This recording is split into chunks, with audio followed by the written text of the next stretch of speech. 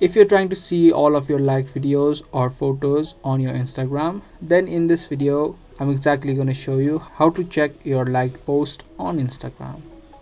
Every activity that you do on your Instagram account is recorded, and so is all of the posts that you liked. So to view the liked post, you can just tap on the profile icon on the bottom right and then tap on the three lines on the top right. From this menu, you can see an option of your activity. So just tap on it, and inside of your activity, you need to open up the interaction section and tap on the likes option. Now through this section, you can view all of the liked videos and posts that you liked through your account. You can tap any one of them and even remove the like if you want. If you remove the like, this post will be removed from the like section if you head back and open up the likes again. So that's how easily you can check your liked posts on Instagram.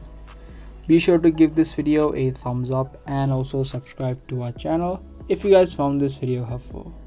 I'm gonna be soon back with more informative videos just like this. Until then, keep watching.